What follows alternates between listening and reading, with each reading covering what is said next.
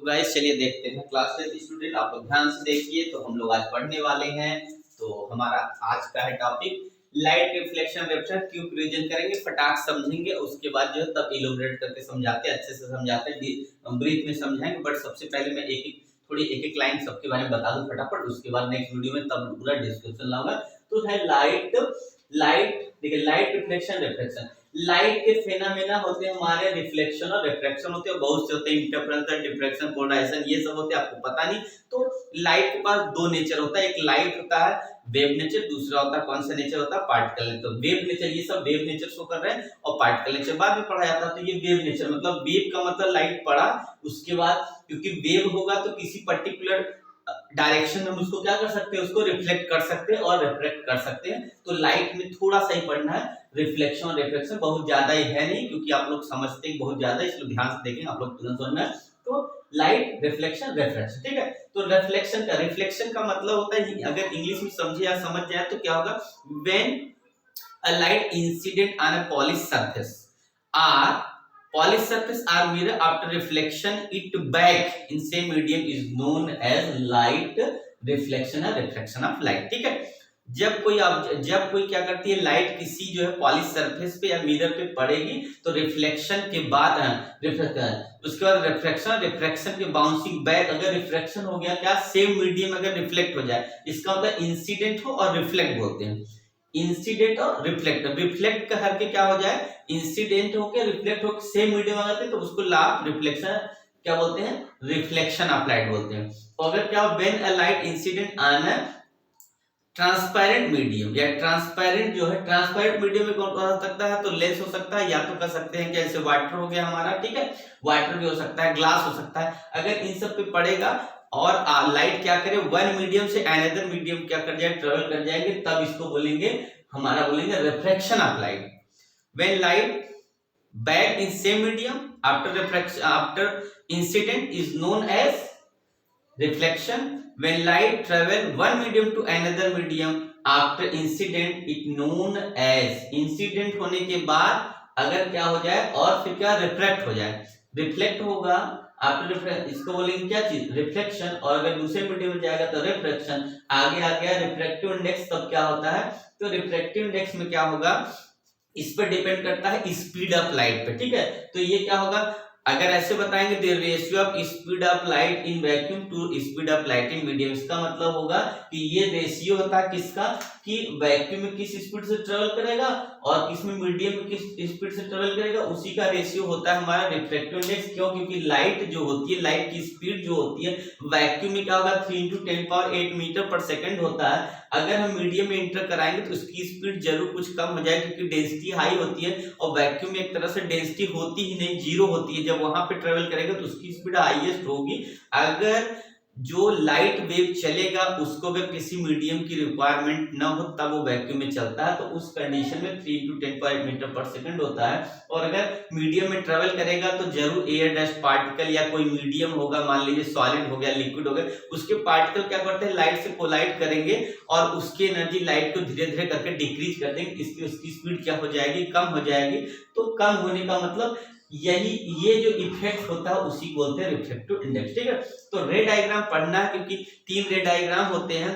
एक तो ये होता है जब ऑब्जेक्ट क्या होता है, जब लाइट क्या होती है, प्रिंसिपल एक्सिस के पैरेलल आती है, आफ्टर रिफ्लेक्शन जो है कहां से होती है, तो फोकस से पास करती है। एक होती है जब क्या होता है, ऑप्टिकल सेंटर, मतलब अगर हम ओ से पास करें, मतलब लेंस या जो है मिरर के ऑप्टिकल सेंटर जहां से प्रिंसिपल एक्सिस पास को वहां से पास करेंगे तो सेम एंगल से वापस आएगा, मतलब आई इक्वल टू आर हो जाएगा। और एक होता है डाइवर्जर, डाइवर्जर जैसे क्या होगा, प्रिंसिपल एक्सिस पैरेलल पड़ेगा और वो क्या करेगा कि आफ्टर रिफ्रैक्शन क्या करेगा, वो तो पैरेलल हो जाएगा, ठीक है। तीसरा इमेज फॉर्मेशन में 6 पढ़ने, टोटल कितने इमेज फॉर्मेशन पढ़ने हम लोग को, 6 पढ़ने, चाहे लेंस हो चाहे मिरर हो। 6 में जैसे पहले की बात करते हैं, अगर आप किस किस पे पोजीशन पढ़ना तो क्या होगा, when object place infinity, when object placed beyond the center of curvature, when object placed at center of curvature, when object placed between C and F, मतलब center of curvature focus, and when object placed at focus, and when object placed between pole and centre, pole and focus, ठीक है। तो ये 6 image formation पढ़ने, अभी हम लोग देखना है इसको। कॉन्वेक्स और कॉन्केव लेंस क्या होता है, अच्छा इसमें थोड़ा सा कॉन्केव लेंस पे चर्चा कर लेते हैं। कॉन्केव लेंस क्या होता है, अगर हम लोग देखा जाए ये कॉन्केव मिरर क्या होगा, जैसे ये अगर पीछे का सरफेस पॉलिश होगा और इधर वाला अनपॉलिश है, इट मींस क्या होगा, आउट जो है आउटर पार्ट क्या होगा, पॉलिश होगा, और इनर पार्ट अगर क्या हो, रिफ्लेक्टिंग सरफेस हो, और इसका रिफ्लेक्शन किस वजह से, तो आउटवर्ड होगा, आउटवर्ड इनसाइड होगा, और इसका इमेज किधर बनेगा, इनसाइड बनेगा। इससे जो इमेज बनता है वो क्या बनता है, रियल इन्वर्टेड बनता है, तब इसको हम लोग बोलते हैं कॉन्केव मिरर। और कॉन्वेक्स मिरर में क्या होगा कि यहाँ पे जो है इस तरह बनाएंगे, तो इसका मतलब इनसाइड का जो होता है कर्व जो होता है इनसाइड पॉलिश होता है, जो रिफ्लेक्टिंग सरफेस होता है आउटवर्ड होता है, इससे जो इमेज बनता है कैसा बनता है, अवर्चुअल बनता है, और यहाँ पे इन्वर्टेड नहीं बनेगा, सीधा बनेगा, ठीक है। तो ये हो गया दोनों का। तो इसकी फोकल लेंथ की बात करें, कॉन्केव की फोकल लेंथ क्या होती है, तुम्हारी नेगेटिव और कॉन्वेक्स को होती है पॉजिटिव। उसका रीजन क्या है, हमेशा जो है ऑब्जेक्ट को लेफ्ट साइड में रखते हैं, अगर इमेज भी लेफ्ट साइड में बन जाएगा तो ये हो जाता है हमारा कॉन्केव। और कॉन्वेक्स में क्या होता है, डाइवर्ट करता है इमेज, कैसा, आभासी, मींस जिसको बोलते हैं अपीयर दिखेगा तो इस तरफ दिखेगा, तो हमारा इधर लेंस मिरर के जो है अपोजिट साइड में राइट साइड में आते हैं, तो हमें डिस्टेंस हमेशा मेजर करते हैं क्या, पॉजिटिव, जिसकी वजह से ये होता है पॉजिटिव। यही सेम उल्टा हो जाता है अगर हम देखें, अगर इसको बना के, चलिए इसको थोड़ा सा इरेज कर दें, तो आप लोग ध्यान से देखिएगा। तो अगर हम लेंस बनाते तो ये हमारा होता है, ये लेंस कॉन्वेक्स लेंस है, कॉन्वेक्स ये लेंस है, ठीक है, और कॉन्केव ये लेंस है। तो ये क्या होगा, इससे जो इमेज बनेगा, इससे इमेज जो बनता है वो कैसा बनता है, रियल बनता है, क्योंकि इस साइड बनेगा, तो इसका ये हो गया रियल किधर बनता है, क्योंकि ये लाइट को ट्रांसपोर्ट कर देता है, इसमें ट्रांसमिट करेगा, इसका मतलब लाइट वन मीडियम से दूसरे मीडियम में इंटर, अगर वो बाहर आएगी और इसका मतलब उसको आना ही है, तो इधर आ गई, अगर इधर इमेज बना दी राइट साइड में, इसका फोकल लेंथ किसा हो गया, पॉजिटिव हो गया, तो रियल में इसमें पॉजिटिव बनता है। इसमें क्या होगा, ये डाइवर्ट करता है लाइट को, तो डाइवर्ट करने का मतलब लाइट इधर नहीं आती, लाइट इसकी बाहर चली जाती, जिसकी वजह से इसका जो इमेज बनता है कैसा बनता है, वर्चुअल बनता है। और वर्चुअल इमेज में से क्या होता है, यहाँ पे इस कंडीशन में निगेटिव आएगा, यहाँ पॉजिटिव यहाँ निगेटिव, ठीक है। और रही बात अब इसमें देखिए, तो ये हम दोनों को बता दिए कि ये जो है ये कॉन्केव मिरर है और ये कॉन्वेक्स मिरर है, ये कॉन्वेक्स लेंस और ये कॉन्केव लेंस है। ये कॉन्वेक्स लेंस है, कॉन्केव लेंस हो गया, ये कॉन्केव लेंस होगा, और इधर कॉन्केव मिरर हो गया, कॉन्वेक्स मिरर, ठीक है। तो आपको समझ में आ गया। इसके बाद फार्मूले की बात करते हैं, फार्मूले प्रूफ नहीं है तो चलिए इसको थोड़ा सा इरेज कर देते हैं, आगे तब बता रहे हैं। तो देखिए आप लोग ध्यान से देखिए बस। तो हम लोग जानते हैं मिरर फार्मूले में क्या होता है कि 1/f इज इक्वल होता है 1/v, और यहाँ पे लग जाता है 1/, ये फार्मूला मिरर फार्मूला ये लेंस का फार्मूला 1/f इक्वल होता है 1/v माइनस 1/u हो जाता है। तो लेंस मिरर फार्मूले बहुत ज्यादा डिफरेंस है गाइस, डिफरेंस किसका है, तो पॉजिटिव और नेगेटिव का, यहाँ पॉजिटिव होता है यहाँ नेगेटिव होता है। 1/f equal 1/v plus 1/u होता है, इसमें 1/f equal 1/v minus 1/u होता है। फार्मूला वही रहता है, सिर्फ साइन का चेंज होता है। इसका मैग्निफिकेशन की बात करेंगे तो इसके मैग्निफिकेशन में आता है यहाँ पे कितना, -v/u आएगा, इसका मैग्निफिकेशन माइनस होता है और लेंस का मैग्निफिकेशन यहाँ से कितना v/u प्लस होता है। यही दोनों का डिफरेंस है। इसका मैग्निफिकेशन क्या होता है -v/u, और इसका मैग्निफिकेशन होता है प्लस में, क्यों, यहाँ माइनस, अगर यहाँ प्लस है तो यहाँ माइनस लगेगा, यहाँ माइनस है तो यहाँ प्लस लगेगा। और इसका लिखने का अंतर है, तो o डैश अपान कितना i डैश, अगर बोलेंगे इमेज अपान ऑब्जेक्ट, और यहाँ पर होगा इमेज अपान ऑब्जेक्ट। अगर डिफिनेशन की बात करते हैं, व्हाट इज मैग्निफिकेशन, तो ratio of image of size of image to size of object, ratio of size of image to size of, इसका मतलब ये हुआ कि जो ऑब्जेक्ट की साइज हमारे पास थी उससे बड़ा बना या छोटा बना, अगर बड़ा बनेगा तो यहाँ पॉजिटिव आएगा, छोटा बनेगा तो निगेटिव आएगा। समझ रहे बात को। वैसे तो यहाँ पे मैग्निफिकेशन में प्लस माइनस होता है, तो वो इसका मतलब होता है कि वो बड़ा बना रहा है छोटा बना रहा है, ठीक है। तो इसका मतलब क्या हुआ कि अगर बड़ा बनाएगा तो मैग्नीफाई हो गया, छोटा बनाएगा तो इसका मैग्नीफाई नहीं होगा। तो यही मैग्निफिकेशन का एक्चुअल मतलब होता है। मैग्निफिकेशन का मतलब बड़ा छोटे से होता है कि कितना हाईली लार्ज बना सकता है। तो इसका मतलब रेशियो, अगर ओ यहाँ नीचे है, ऊपर जो आई है ये बड़ा बनेगा तो हमेशा क्या होगा 1 से ग्रेटर वैल्यू, अगर सेम बन गया तो 1 आ गया। मैग्निफिकेशन 1 आने का मतलब है जिस साइज का ऑब्जेक्ट उस साइज का क्या होगा, इमेज होगा। इट मींस ऐसी कंडीशन एक ही जगह आती है जब ऑब्जेक्ट को सेंटर ऑफ कर्वेचर पे प्लेस कर देते हैं तो इमेज और ऑब्जेक्ट की साइज सेम है तो उस कंडीशन में कट के मैग्निफिकेशन कितना हो जाएगा 1 होगा। ओके गाइस, तो चलिए आगे इसमें भी सेम ही होता है। आई एंड इसका मतलब है ratio of image size of image to size of object, ये भी, और ये मैग्निफिकेशन वही है, बस इंफ्लुएंस के हमारे से यहाँ पे प्लस होता है। इसका भी वही मतलब है कि इमेज को कितना बड़ा करके दिखा रहा है, मैग्निफिकेशन होता है। ओके चलिए अरेंज करते हैं, फट से आगे थोड़ा सा और बढ़ जाते हैं, आपको अच्छा समझा लेते हैं। तो सबसे पहले हम लोग को जो देखना है वो है लॉ ऑफ रिफ्लेक्शन। क्या देखना है? लॉ ऑफ रिफ्लेक्शन देखना है। Law reflection, law of reflection पढ़ना तो सबसे पहले हम लोग क्या करते हैं, एक यहाँ पे क्या है, मान लीजिए पॉलिश सरफेस या फिक्स सरफेस, यहाँ से लाइट पड़ेगी और इधर चले, इसका मतलब ये हो गया।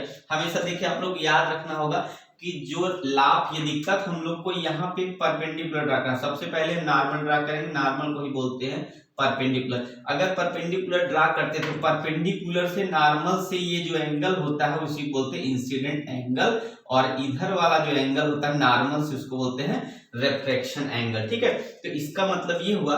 और ये होता है प्लेन, जिसको बोलते हैं प्लेन। प्लेन का मतलब ये हुआ कि लाइट के पाथ में अगर कोई हम क्या करें, किसी ऑब्जेक्ट को रख दे, ऐसे ले जाकर रख दे तो इसका मतलब प्लेन हो गया। ठीक है, लाइट से आ रही इसी ऑब्जेक्ट को ऐसे रख दे तो इसका मतलब प्लेन हो गया। इसका मतलब उसके पाथ को ब्रेक करना और इमेज को फॉर्म करना, इसका मतलब उसके पाथ को ब्रेक करना और किसी ऑब्जेक्ट को इमेज को, मतलब लाइट के इमेज को हम अपने हाथ पे, अगर हाथ नीचे कर देंगे तो हमारे ऊपर लाइट नहीं पड़ेगी, इसके रास्ते में ला दिए तो प्लेन बना दिए। इस प्लेन पे जो फेनोमेना होगा उसी को हम लोग लॉ ऑफ रिफ्लेक्शन बोलेंगे। पर इसमें क्या है कि क्या होगा, एक नॉर्मल ड्रा करेंगे, सबसे पहले प्लेन करेंगे, उसमें नॉर्मल ड्रा, नॉर्मल से जो इंसिडेंट रे आती है उसके बीच के एंगल को बोलते हैं इंसिडेंट एंगल।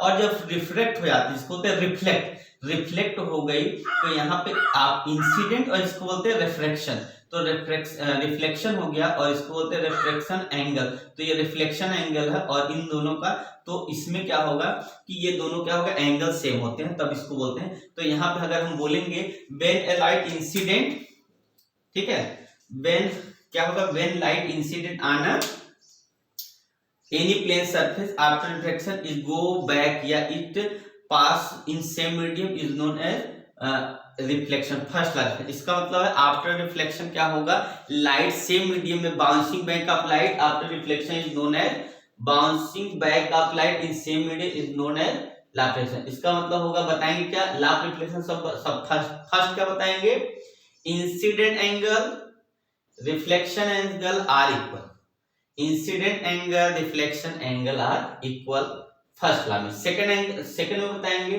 कि incident ray reflected ray and plane lie in same medium.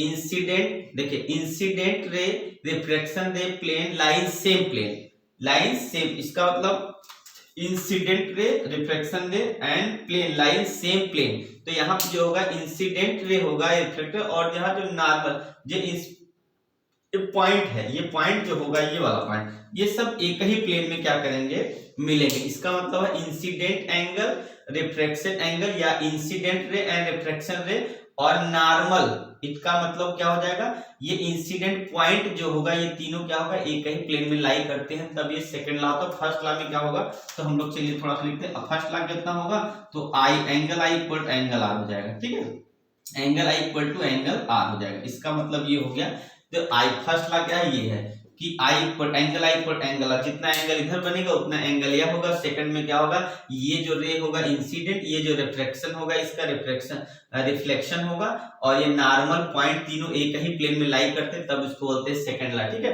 तो आगे चलिए सेकंड, अब इसके आगे बढ़ के देखते हैं रिफ्लेक्शन लॉ। देखते हैं क्या है अपना लॉ ऑफ रिफ्लेक्शन है, तो लॉ ऑफ रिफ्रैक्शन देखते हैं।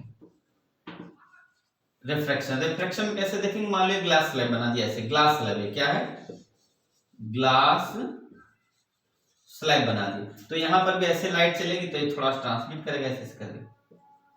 अच्छा, ट्रांसमिट की कंडीशन होगी कि ऐसे जाके यहाँ से चलेगा, ऐसे जाके निकलेगा, ऐसे यहाँ से, और ये क्या करेगा, यहाँ दोनों जाने के बाद ऐसे थोड़ा सा ऐसे हो जाएगा, और ये वाला इन दोनों के बीच का होगा, ये पैरेलल होगा गाइस, क्या होगा, पैरेलल। ठीक है, तो सबसे पहले इसमें क्या होगा, ग्लास स्लैब पे पड़ेगा, इसका मतलब यहाँ पे इधर जाएगा पर वो नाम मात्र जाएगा। ठीक है, तो यहाँ पे क्या होगा, हम देखते हैं ड्रा करते हैं, तो यहाँ से परपेंडिकुलर कर देंगे, आई यहाँ होगा, और यहाँ से जहां से ये निकला, ठीक है, तो यहाँ से परपेंडिकुलर ड्रा करना पड़ता है ऐसे, यहाँ से परपेंडिकुलर ड्रा करना होगा यहाँ पे हम लोग को।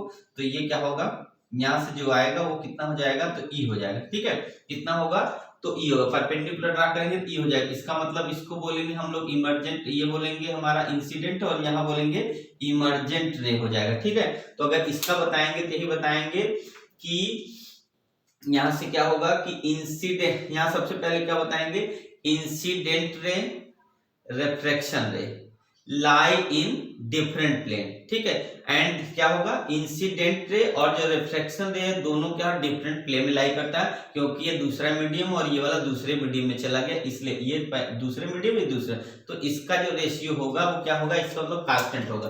तो अगर बताएंगे हम इसमें, देखिए साइन आई लिखते हैं, सीधे लिखते हैं sine i upon sine r equal to कितना हो जाएगा, तो n होगा, मतलब रिफ्रैक्टिव इंडेक्स के इक्वल होगा। इसका मतलब the ratio of sine angle of incidence to sine angle of refraction equal to कितना होगा, तो रिफ्रैक्टिव इंडेक्स के इक्वल हो जाएगा। ठीक है, या इक्वल टू क्या होता है, कांस्टेंट था, इसी को बोलते हैं स्नेल्स लॉ। इसका नाम क्या है, स्नेल्स लॉ होता है, स्नेल्स लॉ इसका नाम होता है, क्या होता है, तो स्नेल्स लॉ इसी को बोलते हैं। इसका मतलब क्या हो, the sine incident angle upon sine refraction angle is equal to constant, तो इसको स्नेल्स लॉ बोलते हैं। तो पहले लॉ में क्या होगा कि जो incident ray and refraction ray both are lie in different plane, और इसमें क्या होगा, sine of incident angle and sine of refraction angle is equal to constant, Snell's law होता है। तो ये दो लॉ होगा। फर्स्ट वाला जो रिफ्लेक्शन का लॉ था उसमें क्या है, आई इक्वल टू आर होता है, और इंसिडेंट रे और रिफ्लेक्टेड रे दोनों क्या होता है, सेम प्लेन में लाई करते हैं, और इसमें क्या है, इंसिडेंट एंगल और रिफ्रैक्शन एंगल का जो साइन के साथ रेशियो है वो कांस्टेंट होता है, वो डिपेंड करता है मीडियम पे डिपेंड करता है, और इसी को बोलते हैं रिफ्रैक्टिव इंडेक्स। और रिफ्रैक्टिव इंडेक्स को हम लोग कहीं कहीं म्यू भी लिखा जाता है, लिखते हैं सी बाई बी से। इसका मतलब रिफ्रैक्टिव इंडेक्स किस पे डिपेंड करता है, speed of light in vacuum to speed of light in medium. इसका मतलब है लाइट क्या होगी, वैक्यूम में ज्यादा होगी, मीडियम में कम होगी। उसका रीजन क्या होता है, वेवलेंथ का रीजन होता है, क्योंकि वेवलेंथ होता है, लैम्डा का मतलब वेवलेंथ होता है, वेवलेंथ से डिपेंड कर जाता है, क्योंकि जिसकी वेवलेंथ क्या होगी, हाई होगी, वो क्या करेगा, धीरे धीरे चलेगा। जिसकी वेवलेंथ हाई होगी इसका मतलब उसका रिफ्रैक्टिव इंडेक्स कम होगा, जिसकी वेवलेंथ क्या हो जाएगी, लो हो जाएगा, उसकी रिफ्रैक्टिव इंडेक्स क्या होगा, ज्यादा होगा। इसीलिए हम लोग पढ़ते हैं डिस्पर्सन ऑफ लाइट में 7 कलर का डिस्पर्सन होता है, जिसमें रेड कलर का वेवलेंथ हाई होता है, इसलिए उसका जो रिफ्रैक्टिव इंडेक्स सबसे कम होता है। और बी मतलब वायलेट जो होता है उसका जो वेवलेंथ हाई होता है, जिसकी वजह से उसका वेवलेंथ क्या होता है, हमारा सबसे स्लो होता है, वो रिफ्रैक्टिव इंडेक्स उसका सबसे ज्यादा होता है। मतलब सबसे ज्यादा जो बेंडिंग होती है, सबसे ज्यादा जो मुड़ेगा ऐसे जाके, ऐसे सबसे रेड यहाँ हो गया, मान लीजिए ये रेड हो गया, सबसे कम मुड़ा, और सबसे ज्यादा वायलेट वाला मुड़ गया, ये वायलेट वाला सबसे ज्यादा मुड़ गया। ठीक है, तो रिफ्रैक्टिव में जो सबसे ज्यादा मुड़ेगा उसका होगा, और रिफ्रैक्टिव में सबसे कम किसका, जो नहीं मुड़ेगा, जिसकी वेवलेंथ हाई होती है वो सबसे कम होता है। ओके गाइस, ऐसा समझ में ना।